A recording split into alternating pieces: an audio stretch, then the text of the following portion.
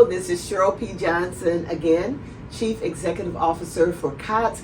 And guess what? Today I have a partner in this work, Corisa Reed, who is our Chief Administrative Officer. And I am so glad to be able to chat with her about narrative because this is something really important for her.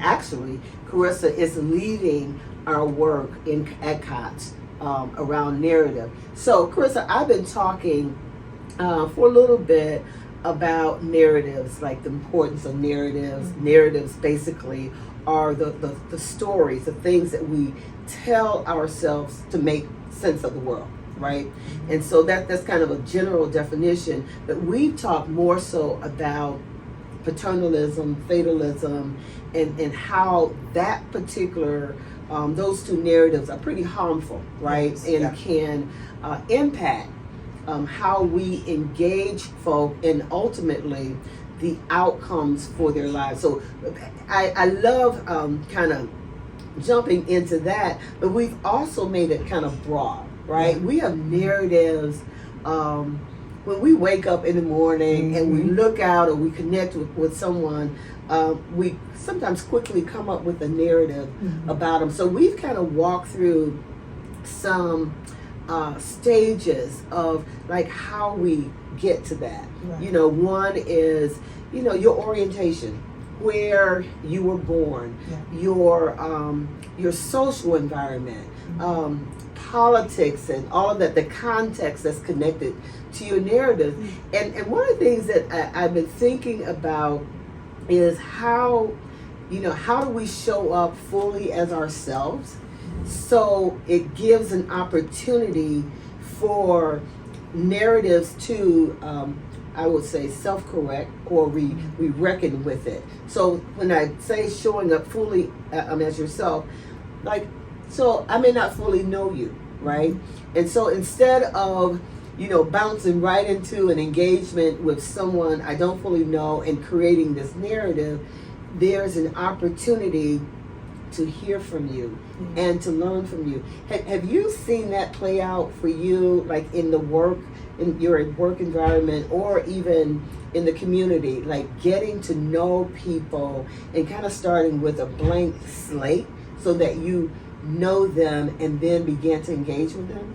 I have, actually, and I think before even diving into that, I think it is for the human experience to recognize the choice in that, and in the choices you have with those narratives and how you perceive someone, and what your thoughts are around it, because sometimes we do approach people with a very thin description, yeah. about them. And so, like, one of the experiences I can think of, actually, I was a part of it, that this individual, it was a situation where this individual really judged a person because of their age and what they can actually do, and it was very just very skewed because of their thoughts about, you know, who they were and what their capabilities were. Yeah. That's a good one. And I think whether it's a person's age, mm-hmm. A person's race or ethnicity, the nationality, that and there are all kind of isms, right, mm-hmm. in the world we live in. But I think there's great opportunity, and I love that you said the word choice.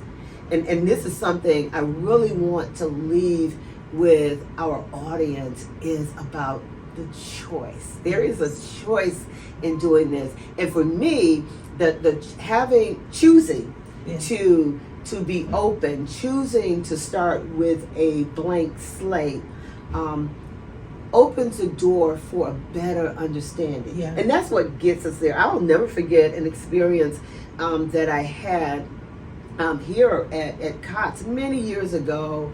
A young lady that was in the shelter was very vocal. Let's put it like that, vocal and angry. You can see she was just angry. But we didn't know what she was angry about. She just came in the door angry. Yeah.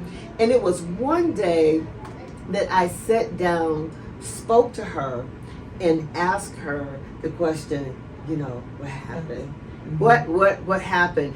And when she talked about like her upbringing, Yeah. and now as a young adult, but all the trauma and things that had happened in her life, there was a totally different understanding, one, that I had about her, but also it created a very trusting relationship. Yeah. Because I got to see a whole nother side and the full person versus this person who's angry. Yeah. Because normally the behavior is connected with something, right? Exactly. Something that has happened. And so I do want us really to lean into and continue thinking about your narrative.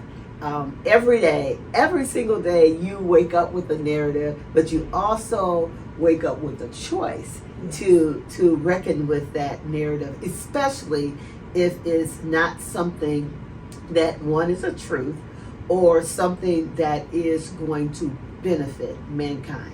So make sure you choose today your narrative.